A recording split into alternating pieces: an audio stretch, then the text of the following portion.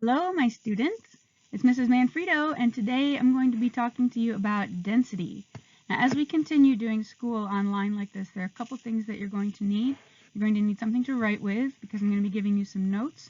And to take those notes, you're going to need some kind of notebook or binder that you can use for science class. So I want you to pause the video right now and go and get those things. Make sure that you're ready for class. Okay, I'm going to assume that you have your things and you're ready to go. So that you should be open to a blank page in your notebook. And at the top of that page, I want you to write the word density and also today's date. For me, today's date is April 3rd, but that might not necessarily be when you are watching this. So just write whatever today's date is and density at the top of your page, and you'll be ready to go. Okay, density refers to how tightly packed the particles are that make an object. So last year you learned about protons and electrons and neutrons and all those cool little teeny tiny things that make up matter, and how squished together those things are is density. So I've got a box here and it's got some particles in it, and those particles in that box are going to give this thing a certain density. Now compare that to what I show you next right here.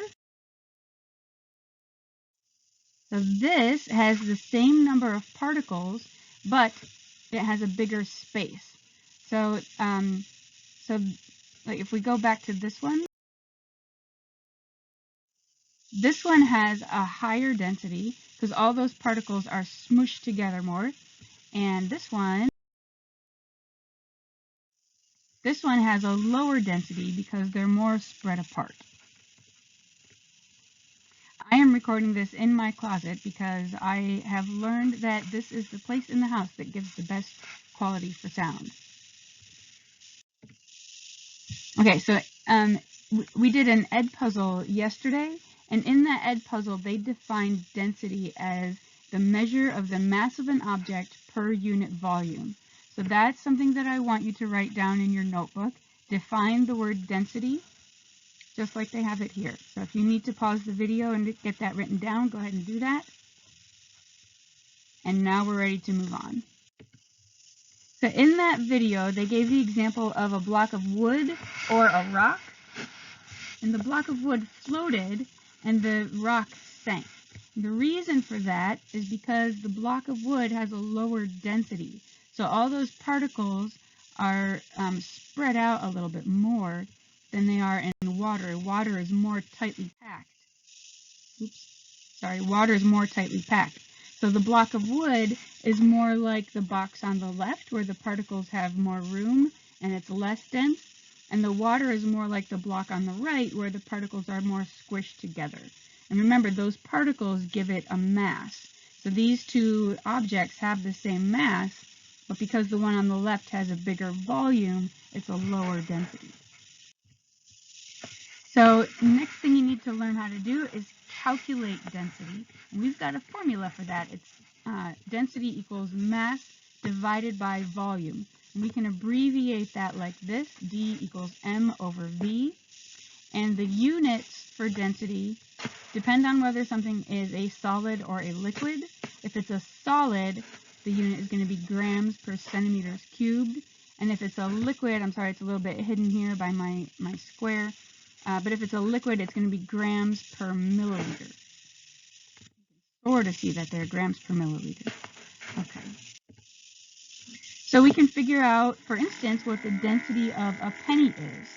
If the mass of a penny is about 2.5 grams, about 2.5 grams, and you can measure the volume of the penny, and it's about 0.36 centimeters cubed, we know that density is mass divided by volume, so we can just plug those numbers in. 2.5 grams is the mass, 0.36 centimeters cubed is the volume. Put that into a calculator, and we get 6.9, because we're always going to round to the 10th place, grams per centimeters cubed. Okay? So you might also be given questions like this. The density of copper is 8.96 grams per centimeters cubed. The mass of a piece of copper is 14.2 grams. So what is the volume?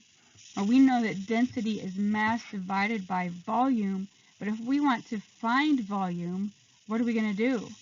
What we're going to do is actually algebra. No, Mrs. Manfredo, don't make me do math in science class. This is science, it's not math, it's not math. Okay, I'm not going to make you do all the algebra. I'm going to give you a little trick that shows you how to do each step. So let's get to that. You're not going to have to do algebra today. So this is a little triangle. On the top of the triangle is M for mass. Down in the lower left, there's a D for density, and in the lower right, there's a V for volume. There's a line across the middle, and that's a dividing line. So M divided by density here, or mass divided by volume here, depending on which side you're looking at. So let me explain what this means. If we have mass divided by density, that will give us the volume. Mass divided by density is volume.